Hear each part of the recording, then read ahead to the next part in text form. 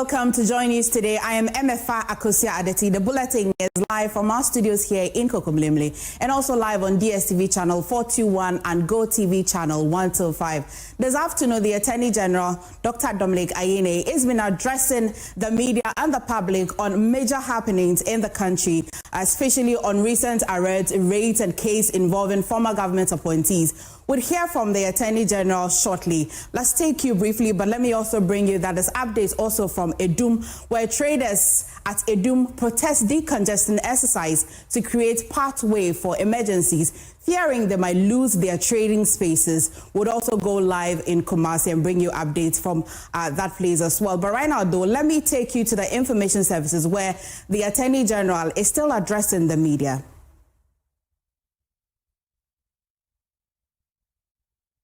While we try to cross over, I'll bring you an update where the Attorney General has been bringing us an update on the Deputy Director General for Signals Bureau, who has been under certain investigation and is bringing us an update. He's also been bringing us update on the National Service fraud, but we'll take you live there now. Changes made by the suspect, so, in terms of arrival getting Ghana, may have been calculated step to mislead investigators and throw them off any possible surveillance. EOCO further assessed that the time of the cancellation of the Emirates flight coincided with the time the British Airways was expected to fly from Heathrow to Ghana. The decision was taken to place the suspect on a stop order and make emergency operational adjustments and brace for his unexpected arrival and arrest of the suspect on either British Airways or KLM, which was expected to arrive in Accra. An hour to the arrival of the British Airways flight 078 in Accra, EOCO received intelligence that a name similar to that of suspect Obna Edugwahi had changed from K. Edugwahi to O. Edugwahi in the manifest, maybe on the British Airways flight. The suspect has slightly altered his name on all the name that is reflected on all his passports. Around 9 p.m.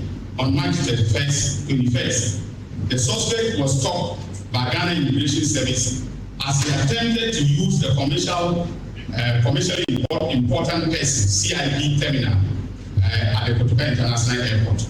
Now, he had changed his class from business class to economy, and decided to evade arrest through the CIP terminal.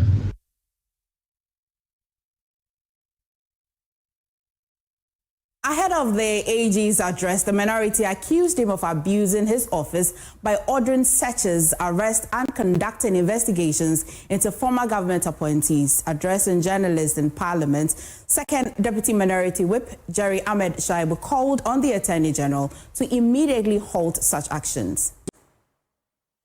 Photographs circulating on social media clearly shows signs of destruction and ransacking. Hardly the marks of a lawful and respectful operation. If indeed a court-issued warrant truly existed, why was it not presented to Dr. Addison before or during the raid? Why was brute force used to overpower his private security? Why was the CCTV camera dismantled and taken away?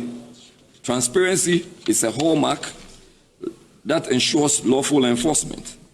The failure to follow basic procedure cast doubt on the legality and intent of the operation. No amount of legal... I'll now take you to the information services where the Attorney General is still addressing the media. There are limits to what you can do by saying that you cannot, your house should not be searched. So we obtain warrants, and if the media wants, I can make those warrants available. Okay, so there was no raid on his house, and there was nothing illegal or unconstitutional about what we did.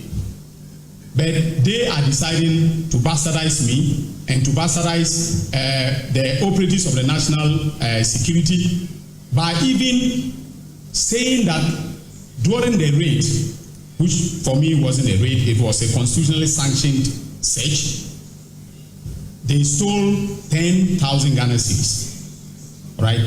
Now, what an insult. Okay? And that is what my Deputy Attorney General was referring to when he said that, the constitutional immunity granted to MPs does not mean that they should abuse that immunity and then, defame individuals or officials who are conducting normal business, normal public business. All right?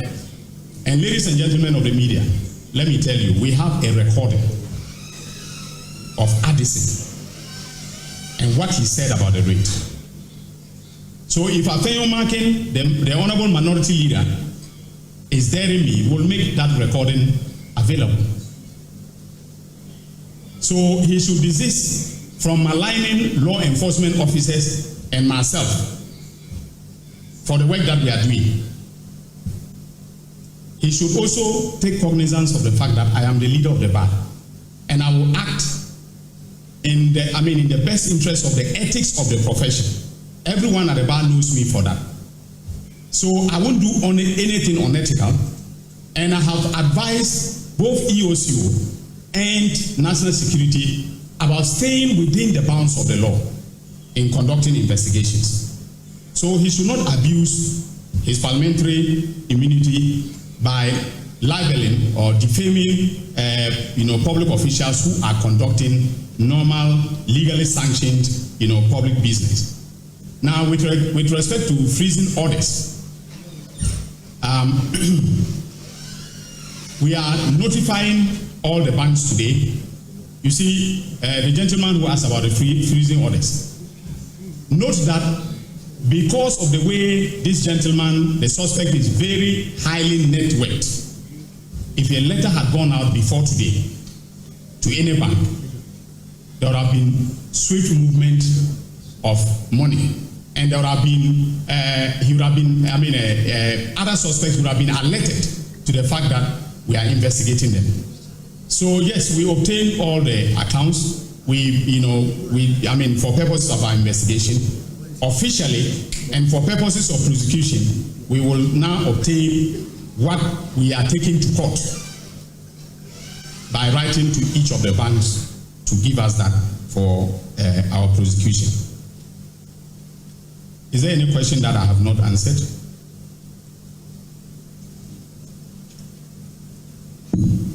All right, so if there are any more questions, this will give you opportunity. Please step forward. 5 more, please. I haven't had breakfast yet. Yes. In the interest of predicting accountability, you may have to sacrifice your breakfast and lunch as well. Good morning. My name is Michael Maubi. I report for Senate Radio Online. Honorable Minister, you mentioned that suspect Edugwahin and the wife have acquired several properties. I want to know what steps are being taken to avoid the possibility of suspect and the wife disposing all those properties in order to disrupt evidence gathering. Thank you. My name is Kwesi Kumsin, editor of Punch Africa. AJ, I would like to know if suspect Edugwahin, if your outfit is able to retrieve the money he has stolen.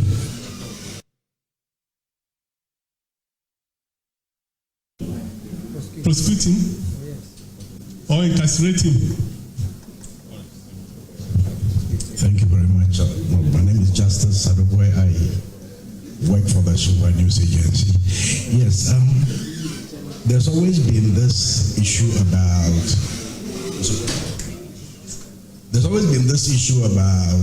confidentiality concerning national security spending, and people have, asked for more transparency in national security spending.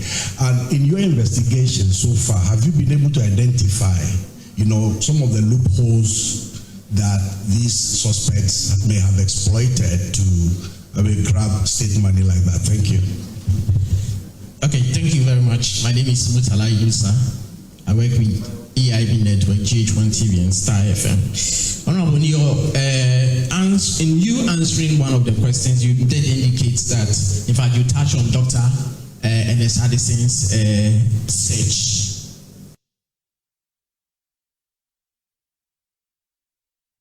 In a home were destroyed by the men who visited the house. Can you give us some clarity? Was that what actually happened? And number two, on edu-Boahen, you did indicate that you have ordered that he be released and rearrested in the hope of getting him remanded. Is it certain that when he's taken to court, he'll be remanded as you want happen? Thank you. You again. So just briefly on his last question with respect to the search, there have been conversations in the media about the former BoG boss having backdoor CCTV footages, which has been the subject of quite a conversation. You've provided some details with respect to the alleged or purported raid. Can that be clarified as well with respect to what really transpired? And then you mentioned the former finance minister. At the last press briefing you held, you said you were going to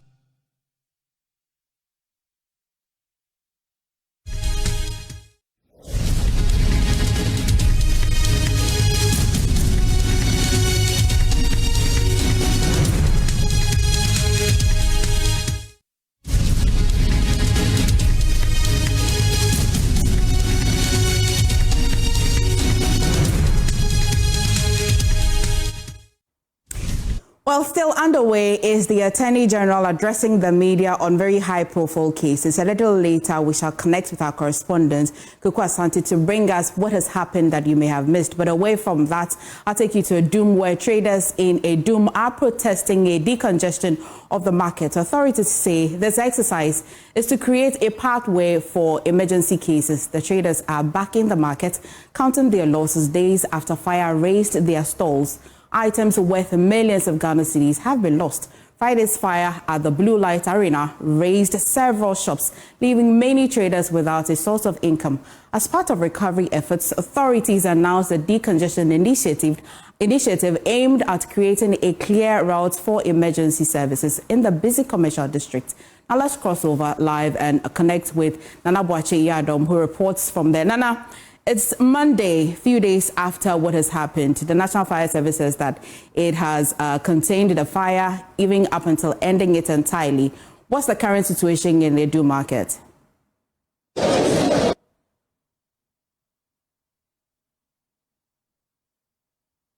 Nana, can you hear me?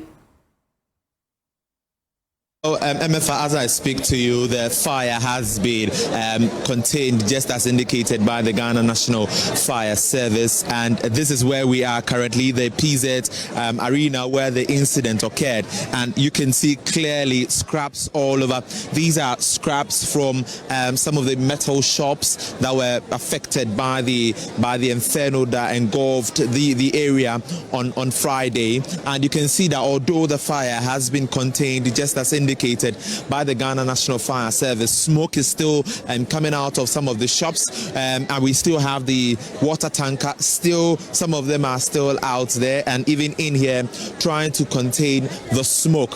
What is surprising is that some of the traders have besieged the place. Early this morning, they were clad in red, protesting against authorities' decision to decongest the area. The decongestion exercise that was indicated by the Regional Minister, Dr. Frank Amwakohene, is to make sure that an emergency pathway is being created in here to avert a reoccurrence, or to make sure that when something of this sort happens, they would be able to curb it on time.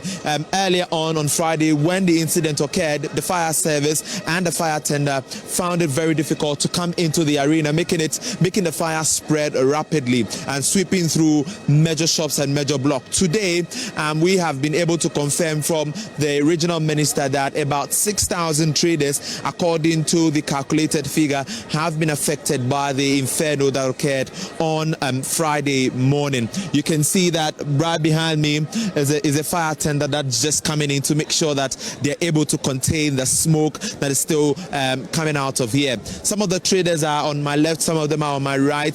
Trader groups have been here. Guta have come in here. The KMA have been been here. We already know that KMA doesn't have a CEO yet, but then we have the director and other executives from the KMA who've come in to inspect the place. They were unable to speak to us, but we know that right from here, the Ashanti Regional Minister, Dr. Frank Amoako-Hene, is heading to the Menchia Palace. We are being told that the Kumasi Traditional Council will be sitting this afternoon to take briefing from Dr. Frank Amoako-Hene on the way forward. And so what you see here are some of the traders who are in here. According to them, they've come to observe the decongestion, if it is to take place, and to make sure that they do not lose their shops. They fear that if this exercise is being allowed, the regional minister and in fact the other authorities would not make it possible for them to have their shops anymore. I have one woman here with me. She's clad in red and she's protesting against the decisions of the authorities. Mami, me join you. So what should the koko atu komo meaning say also we are affected? How ben as say mukum? Ahoy kum ni say ye hu de yenye. Hu maybe yenye. Etale ehemno. Your friend no nibire soja. Say many prayer in soja. A container ase. Say ye aduane ba na ebedie. Ye about time ye wo ma. Ye nim ankra wo school. Say ankra no wo school no ye frame ani yesu. Me na mo. Mo fra ni yesu. Say ye nim sky de beto aduane ama ankra na ye sika ye mpabo ame metombro ni wo mpabo. Ni nyina ase. Kakra obi bo ame a wo no yi kogu me won so a ano so ayira. Say at say Mose Monte as a man penny for no fast as no mum be a coin to Madinton and Mosamoni or Monyaji. And no Monyaji says, Omuji as I said to Mosu Baya, MYN. And the other day, I sent in front of say, Omu in my end. Nayentimi, Yania Yentimaya Yadi, Nian Trasho, Nian Yadrian, Nias, I yentimi and Tras. Nasem penny focus or Mubesia Mamoenka, a bit me abua, no massans where you quiet to say the bay at Dachi BBC is your bit me as well. No, the Maya, Omuncha, the Yanyano, Omucha, Yabayanisa. Nemonomonium Pesamo Bejas as an amount. Ah, Yanyama Omo, Yania Bayadi, Omuncha, the Yanyano, and the appearance of Mumu in my Omu in my idea. Yeah, and so that's the trader who says that she doesn't agree with the directive from the regional minister that they have to create a pathway to make sure that any emergency case that comes up will be able to be kept on time. She says that they have to rather break down the building and leave it to them. They would be able to construct it themselves because they fear that if this is left to the hands of the authorities, they would not be able to have their lands anymore. Meaning themselves also we are affected by AJ. Then out on. Okay, affected. Yeah, Tom Paboha. Yeah, online business. Ahani feed from. Ahani BBA. It's a say no bra. Yeah, person catch regional minister. And in penny for more money mu say. They say baby adunu. The more be more person with the boy biano. Omo moye. Na konebra no so enya den. Free us because yeah wa na yeah haya na didi hwede e mawo. Ye de hwe abusuya. Ye de hwe yankase ye ho. Ye daily life activities wa say. It is some kaso mo say je ha dia ye ni ba bia ye ko. It is say omo ye mo ani nyina na say. Ene ye kasa bebre ba ya begina ye protest nyina na say. Wo de say omo ebegi bibia omo nwi ni yankasa yamfo esika meshe ya de ya ne ba because ye ni ba bia akọ ye ni ba bia akọ boy segua bebrebe nyina ye feed from asay ye ni ba bia akọ ye online business ye be ye nyina ne wo shop de ba ya ye ni shop no so kwa ye do so chan mo shop no omo so na me yansa ko ya no. Interesting twist of events where traders in the doom markets are insisting they would rather reconstruct the markets by themselves. But away from that, still in Kumasi, the Kumasi bloc of members of parliament is advocating robust urban planning and management to deal with recurring market fires in Kumasi. Chairman of the group, Francis Asensobwachi, warns governments to invest in modern infrastructure to curtail such fires. Nanaya Ojima is at the event and joins us again with details. Nanaya, what can you report?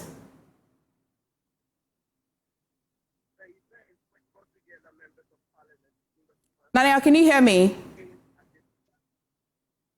Yes, you are very audible here. I can hear you. Very well. Go on. I don't know. All right. So the event meant for the members of parliament in the Ashanti region, Kumasi, to be specific, has brought together all members of parliament within the Greater Kumasi Metropolis, and key issues of discussion is the 2025 budget. But before the budget discussion itself, the leader of the Kumasi bloc, that is Francis Afenyo-Markin, member of Parliament for Bantama constituency, has been speaking about the recent fire that ravaged the Kumasi market. And according to Francis Afenyo-Markin, it's about considers looking at the issues of planning in the Kumasi metropolis. According to him, some investment should be made into the planning and construction of modern infrastructure that will be fire resilient and also help the fire service in their fight of fires whenever it happens. So he's in particular about issues that prevented the fire service from dealing with the fire immediately, which includes the blocking of access to the market. And according to him, it's about time that government looks at re-engineering some of these markets and also urban planning to ensure that these areas are conducive for trade, and also the safety of these areas has to be considered. Now, aside from that, there are other speakers that have been speaking at this forum. The former member of Parliament for the Son constituency and also the leader of the majority, the 8th Parliament, has been speaking on the budget. And according to him, there's need for members of Parliament and the government to critically look at this government. He broke the government, the budget into different pieces and under thematic areas. One critical thing that he said was about the government's decision to create a women's bank. And according to him, the amount that has been dedicated for the construction of a women's bank is inadequate for the establishment, because even the amounts needed to the seed capital needed to start or establish. I just may have to bring you on in our subsequent bulletins because we're struggling to hear you, Nana. We're struggling to hear you, so maybe you'll bring us details of this particular story in our subsequent bulletins. But away from that, some residents of Nswechiri in the Awawin district of the Western region have chased out illegal miners who pitched camp along the Tana River. The angry residents say they will not allow mining along the river, which they say will cause flooding of their communities. They touched settlements of the miners, instructing them to leave the area with immediate effect. Now, let's speak to Erastus Asare Donko for further updates. But first of that, let's take a listen to how it happened. If you come here today, as you said, I'm going to see. If you say, and so you for running now, so that you have a school more. And so pipe, you have two pipe, ma, you call a boy, and you have you. A one man shampoo, 3 days and put a day and be as I sit on us say, into your young show. After the China for by idea, only the man who calls a Juma, I want I can't say. Tanano, no, and so injury, they never try if they are. Yes, you need for all baby. I buy Biam boy. Yet I buy any buy Bia how boy. Semates at Aroma and a boy on my ensure I may a janity. Into yes, manners, you can say. A China fano, a mamma say, Crono, for 10 chrome. Into your hand, into the most and you best some down, as I said, you may best stop home. For so now, a boy, no, my discussion, more man, Yancy, as I say, a man of motor assassin, a man of mom, baby, try.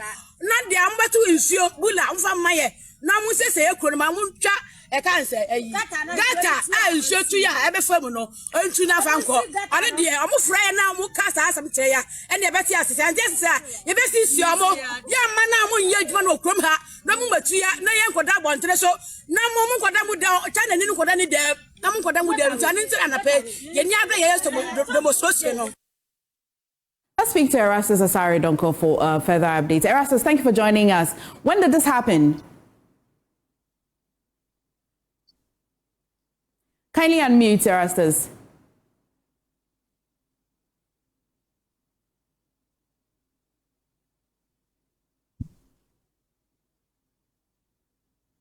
Hi, Erastus.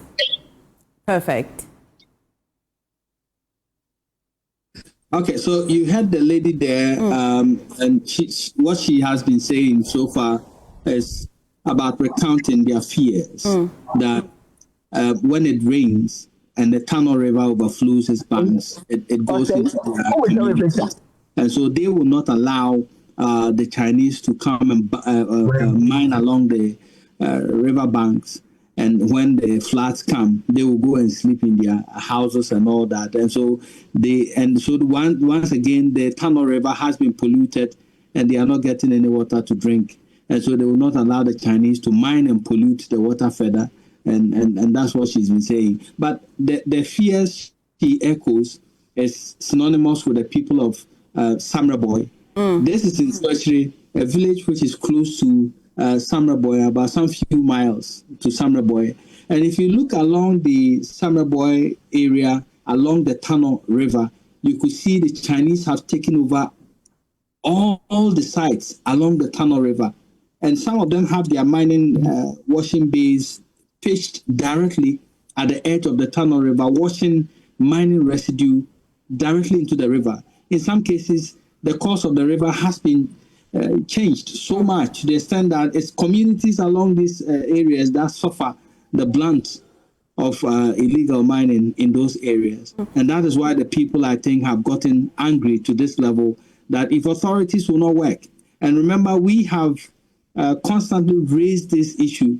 We have gone with drones. We have done reports on the Tano River, the mining along the river course and all that. Nothing has really seemed to be happening. And so that is why the people have taken the law into their own hands now.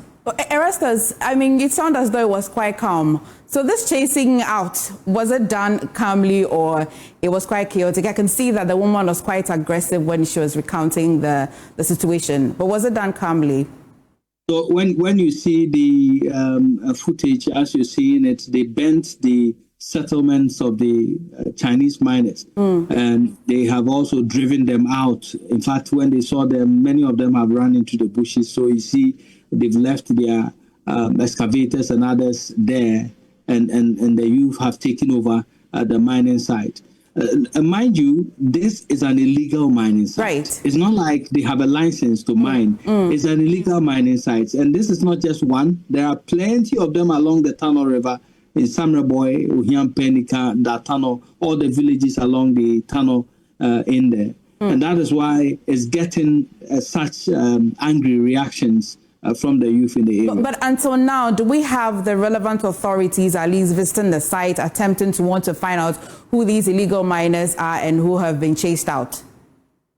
We have done a number of reports highlighting the challenge and the pollution of the Tano River by mostly Chinese miners and their Ghanaian collaborators. It has not yielded any positive results, I must say. As we speak, there are quite a number of them along the Tano in Samraboy mining directly into the Tano River, some of them redirecting the course of the river. And there doesn't seem to be any head-on solution. And that is why it's getting to the communities and they are now taking the law into their own hands. Right, sadly so. Erastus, thank you for bringing us that report. Now, still on mining, the Institute of Economic Affairs, IEA, has called for a halt to mining activities in Ghana until the country develops the necessary human and capital resources to manage its natural health effectively. Effectively. Speaking at a news conference on maximizing the benefits of Ghana's natural resources, distinguished fellow of the Institute and former Chief Justice, Justice Sophia Kufuor, lamented the country's failure to secure a significant share of its mineral wealth, arguing that foreign companies continue to benefit more. Collins Frempong joins us with updates. Collins, what more can you report? Has been engaging the media today on how Ghana can maximize its extractive sector. And they believe that the current concession leases that we have are very exploitative, and these are contrary to the United Nations General Assembly Resolution 1803-1962, as well as the United Nations General Assembly Resolution 3281, 1974, and also the African Charter on Human and People's Rights and other protocols. So as a result of that, they are calling on the government to halt all concession leases a mining agreement until Ghana can get a significant percentage, even say at least 60%, if Ghana can get all the 100% from our natural resources, at least our contract or our agreement should be given at 60%. So they have tabled about 10 recommendations that they want the government to look at, then also ensure that we can get that. And a key among them is that they are calling for a setup of small scale or small committee, about 5 experienced Ghanaian experts in natural resources sector to review and recommend necessary amendments to all natural resource laws in Ghana in order to optimize the benefits of natural resources. And another one that they are also looking at or calling on the government to look at is also all natural resources and minerals laws in Ghana. Consequently, minerals exploitation contracts must conform to the United Nations General Assembly's Resolution 1803/1962 and also UN General Assembly's Resolution 3281/1974, as well as the African Center on Human and People's Rights and other protocols. They are also calling for a review of Article 257 Clause 6 of the 1982 Constitution, which vests all minerals in the country into the president. They claim that particular clause in the 1982 Constitution should be reviewed. There are other considerations or recommendations that they are making. 10 recommendations in addition, or 7 recommendations in addition to these making 10. Right. Thank you so much, Collins, for bringing us that report as well. Moving on, lawyers for one of the accused persons in the ongoing criminal trial of former sanitation minister's domestic workers has forcefully suggested to Madame Cecilia Dapaah that the jewelry she reported to the police as stolen were jewelries belonging to the wife of Otumfuo Osei Tutu I and have been returned to the Menchia Palace following relentless pressure from the people of Pankrono. Now, let's get on Zoom and talk to Latif Idrisu, our correspondent from the court. Latif, this is quite a new development. Bring us update on this. Yes, Amefa, this is an interesting twist to this ongoing criminal trial.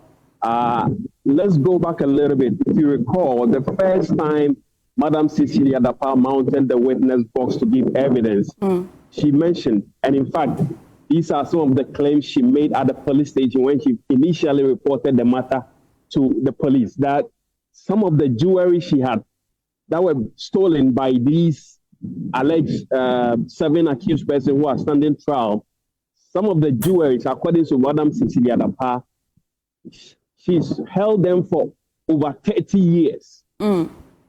Now, so then let's come to what transpired today. So today, a lawyer for the second accused person, that is A2, Sarah AJ, put it to Madam Cecilia Dapaah that her family is a royal family and they are in charge of giving the chief of, that is they have a local chief, and the stool is in the house of Madam Cecilia Dapaah's family, which suggests that they are the ones that produces the chief for that particular stool. It's a sub-chief of the Ashanti Kingdom. Initially, Madam Cecilia Dapaah said, no, that's not the case. But she was pushed, and then she gave in that, yes, indeed, one of her brothers, in fact, was a chief. And this brother is deceased. Now, that was when this whole issue about jewelry belonging to the former Otumfuo came up. Then the lawyer suggested to Madam Cecilia Dapaah that your brother or your late brother unlawfully kept some jewelry belonging to the first Osei Tutu, the wife of the first Osei Tutu. He was supposed to have returned it, but he kept it and has been moved from generation to generation and now found its way in your custody. And now you returned it, but then you are in court claiming that that jewelry has been stolen by your former house help. Madam Cecilia Dapaah told the court that that is not the case. Even though she admitted that her brother is a chief, or he was a chief within the Ashanti Kingdom chieftaincy setup, he never hijacked any jewelry, as has been suggested by the lawyer for the second accused person. It went back and forth between the two of them, but at the end of the day, Madam Cecilia Dapaah rejected the claim and said she has never held on to any jewelry belonging to the wife of the former or the first Osei Tutu of the Ashanti Kingdom. And all the jewelry that were stolen belonged to her. And that is why she went to the police to report the matter to begin with. Interesting. Has the case been adjourned, and what then will there be a determination? So now we're looking for the true ownership of that set of jewelry. Yes, not necessarily. Okay. Because Madam Cecilia Dapaah had told the court that this is my property. Right. It's my jewelry. I kept it in my storage room, and they were stolen by this accused person. What the lawyer is trying to say to the court is that the jewelry that Madam Cecilia Dapaah claimed to have been stolen, she has returned it to Menchia Palace.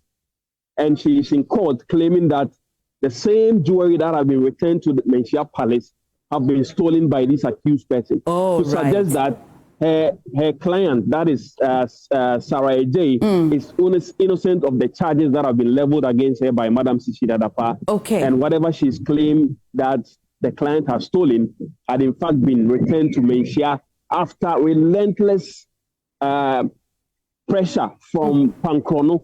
Pankrono, we are told by the lawyer, and Madam Cecilia Dapaah admitted to the court that that's where the late brother or the deceased brother was chief. So the people mounted pressure on Madam Cecilia Dapaah to return the jewelry. Okay. And so when the case became public, when she reported the matter to the police, they then came out in their numbers and mounted pressure on her. She had since returned the jewelry to the Menchia Palace. Okay. But according to the lawyer, she's still in court claiming that the same jewelry she had returned to the Menchia Palace are still missing. That's we interesting. do not know for a fact whether indeed what the lawyer stated in open court today is the gospel truth. Or not. But that is what he stated in court, and Madam Cecilia Dapaah outrightly rejected it. She said, that is news to me, it's history to me, and that never happened. Now, after the proceedings, I approached Madam Cecilia Dapaah out of the courtroom, and I asked her for further comment on that particular development or the suggestion as put by the lawyer for the second accused person. And she told me that she had answered the matter in the courtroom, and so she was not ready to speak to it outside the When is the next case hearing? When? So the case is adjourned to the 12th of April.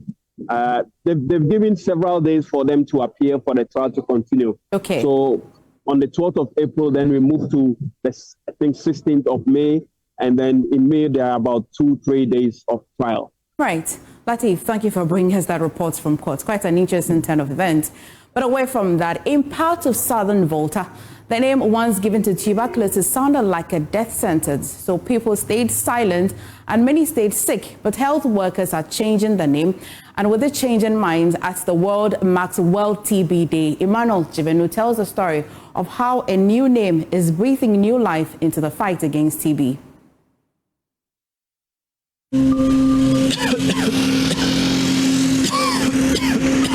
In parts of Southern Volta, when someone coughs for too long, community members begin to whisper. They don't say tuberculosis, they say yomekbe, which means grave cough, a cough that leads to death. And for many who hear that word, it feels like the end has already come. Wisdom, a young man from Tegbikpota, knows that word too well. When I got home, the news got there that I have TB, and that's where the problem started from. People were shying away from me, so I had to be kept in the room. They bring me food. When I finish eating, there's nobody there to talk to, unless maybe my mobile phone or something like that. That's the only friend I have. We have a name we call for it in our town here. I think that is even the more reason why people are kind of shying away from me, or they're sort of isolating me. They say, they feel like when you have this kind of disease, definitely you're going to die.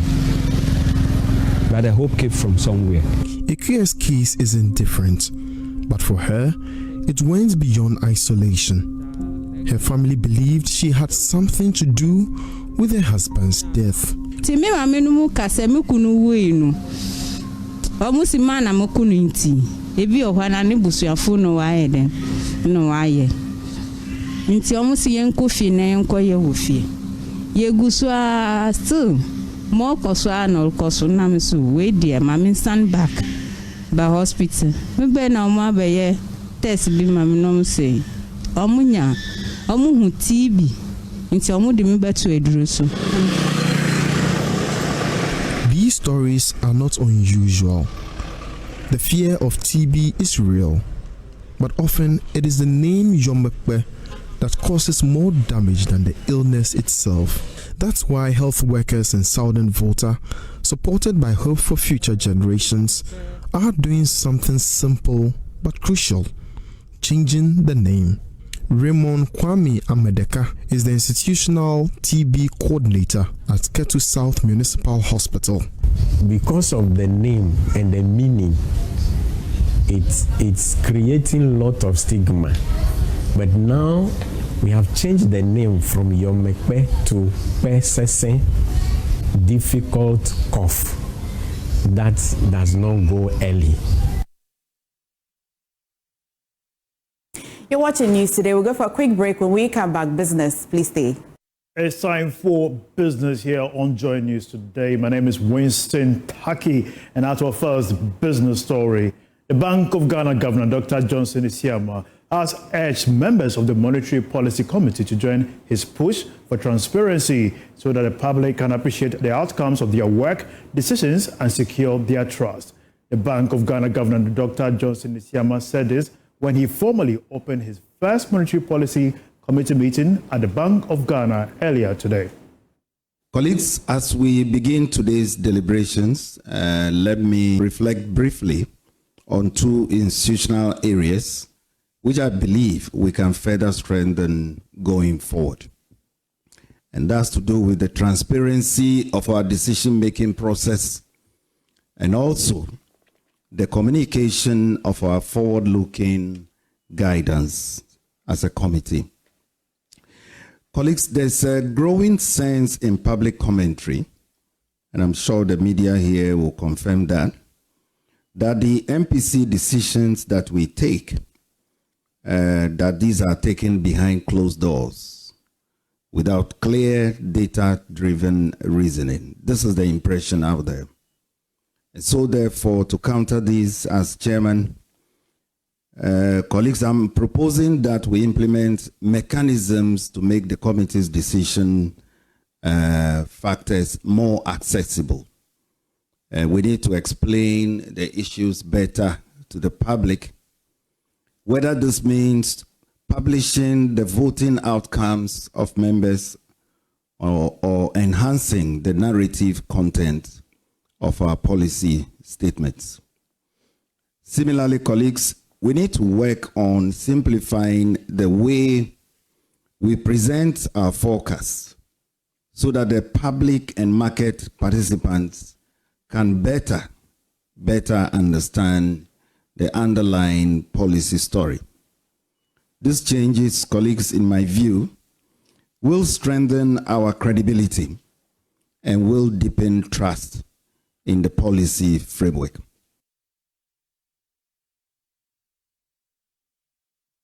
We have more business update for you at 1 p.m. on the marketplace. Up next is Showbiz.